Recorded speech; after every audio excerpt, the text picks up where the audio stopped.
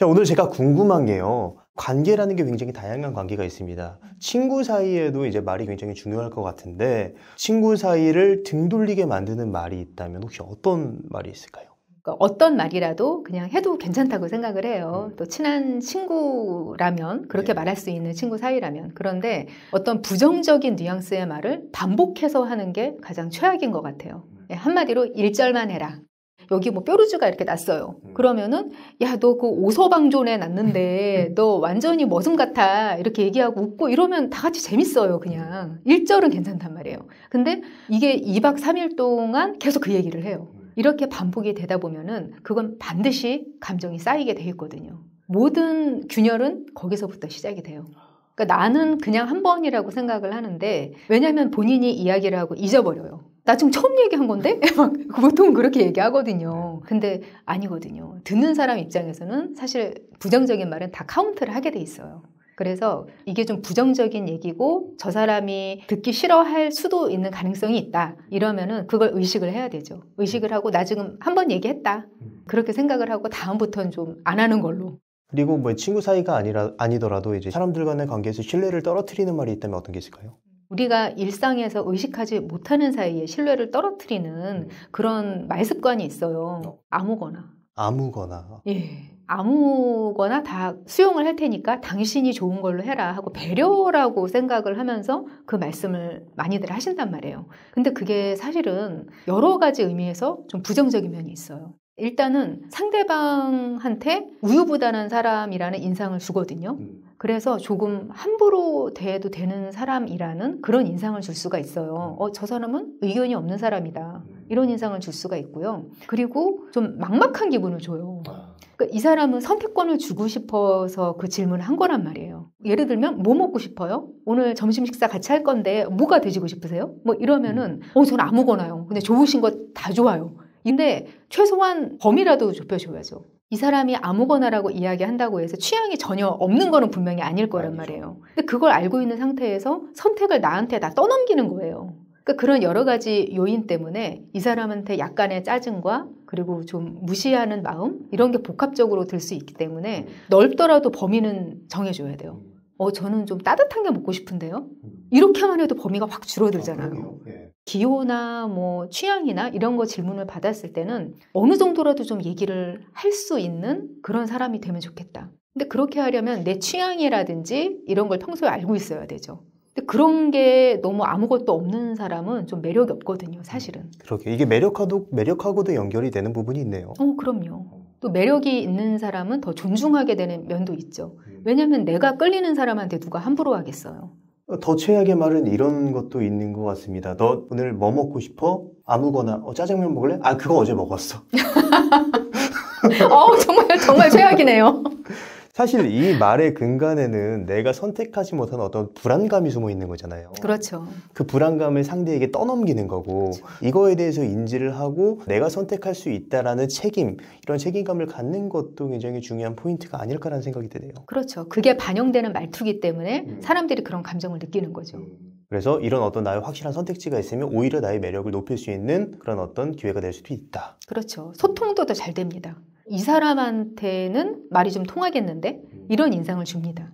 이런 말을 고치지 않고 계속 반복하게 되면 좀 어떤 사태가 벌어질 수 있을까요? 일단 관계가 망가지게 되죠. 그리고 자존감이 떨어지게 돼 있어요. 자존감이 떨어진다고요? 네. 그러니까 소통을 할 때 다른 사람들이 좋아하지 않는 방식으로 소통을 하는 게 습관이 돼 있잖아요. 그러면 은연중에 자꾸 사람들이 이렇게 해도 되는 사람, 그런 대우를 해주거든요. 좀 자존감을 떨어뜨리는 그런 요인이 되는 거죠. 그렇기 때문에 다른 사람과의 그런 기본적인 소통 방식에 있어서 이 사람 좀 무시해도 될 것 같은 사람인데? 이런 인상을 무의식적으로 심어주는 말투, 태도 이런 건 좀 고쳐셨으면 좋겠고요.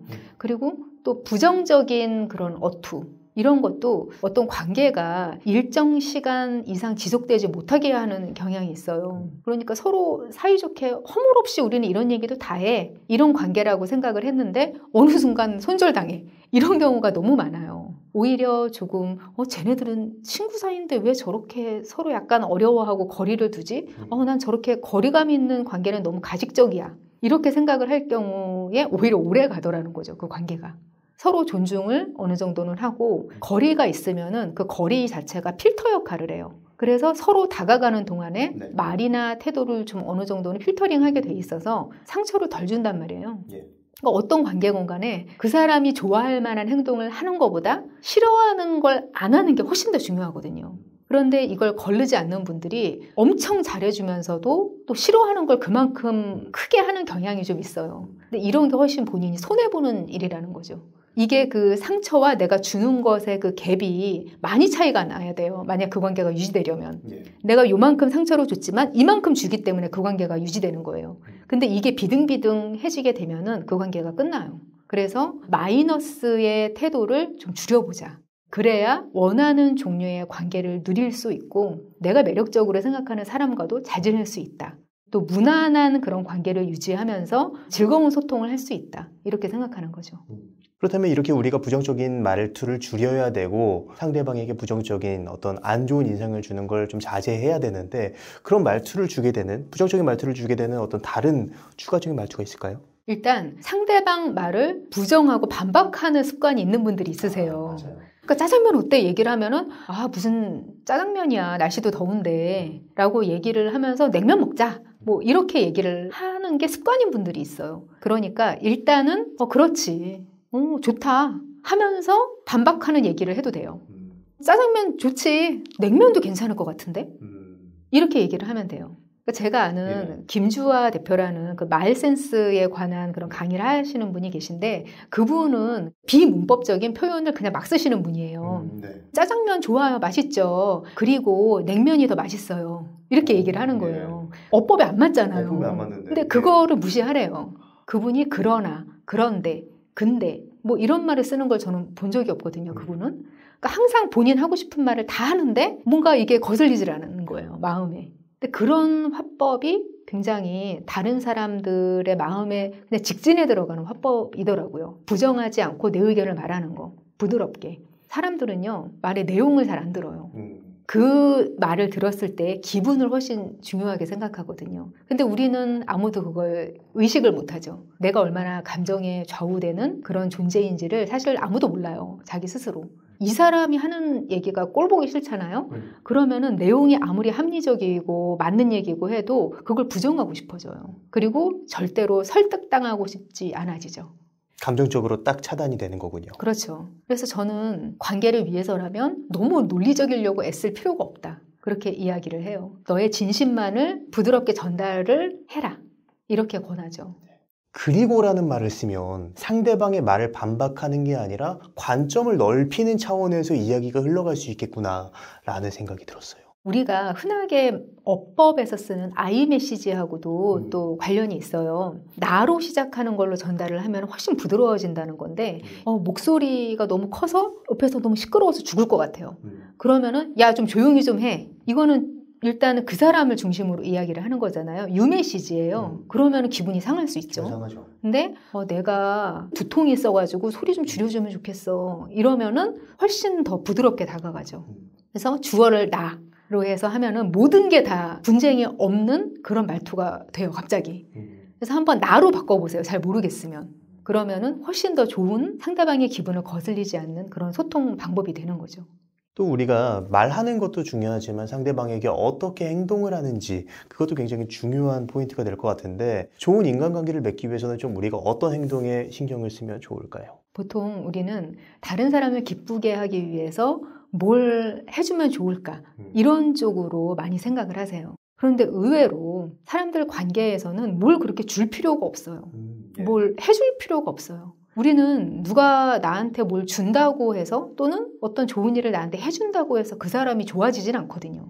감정적으로. 이게 친구 사이라고 하면은 그런 거하고 상관없이 그 사람이 얼마나 매력적인 사람이고 그 사람과 같이 있을 때 내가 좀 더 기분 좋게 있을 수 있냐. 그게 사실은 더 중요하거든요. 근데 이 관계에 서툰 분들을 보면은요. 자꾸 뭘 주려고 해요.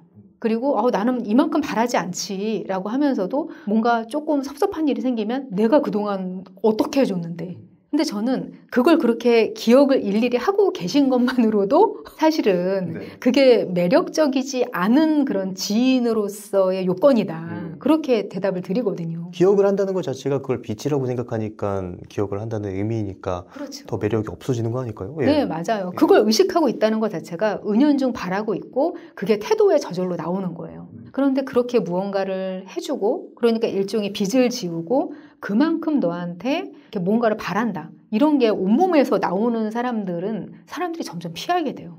그러니까 사람들은 기본적으로 안전한 감정을 굉장히 중요하게 생각해요. 이 사람하고 있을 때 재밌고 즐거웠고 이런 것도 좋아요. 그런데 저 사람이 안전하지 않은 사람 같아 라는 기분은 가장 최악인 거거든요. 너무 잘해주는데 또 이 사람이 나한테 훅 하고 다가오는데 저 사람이 어떤 사람인지 난 잘 모르겠어. 그리고 무언가 자꾸 되돌려줘야 될 것 같은 기분도 드는데 약간 불안한 감정이 있어. 이러면은 가까워지는데 한계가 있는 거죠. 관계에 불균형이 오고.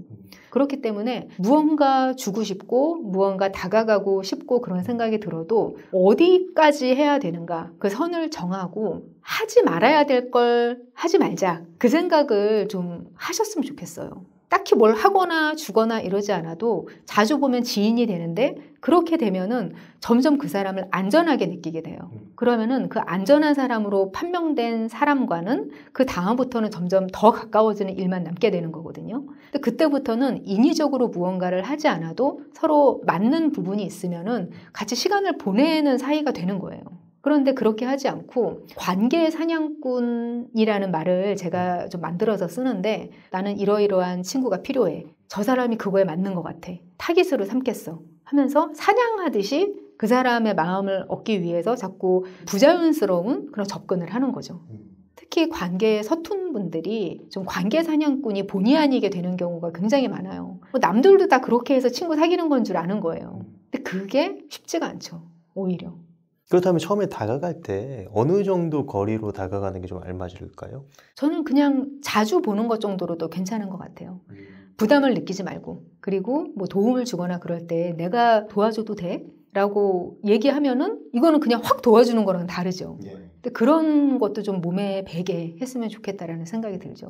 자, 오늘 좋은 말씀 많이 해주셨는데 마지막으로 하고 싶으신 말씀 있으시다면 어떤 게 있을까요? 인간관계를 나만의 숨겨둔 보석을 찾는 일 그렇게 생각하지 않으셨으면 좋겠어요. 내가 아직도 그런 보석을 못 찾았지. 그래서 난 혼자인 거야. 이런 식으로 관계를 하는 게 사실은 자아에 굉장히 외롭습니다. 그렇기 때문에 우리 주변에 있는 흔한 예쁜 돌들이 있어요. 꼭 보석이 아니라도. 주변에 있는 돌들하고도 잘 지낼 수 있고 나도 돌이에요.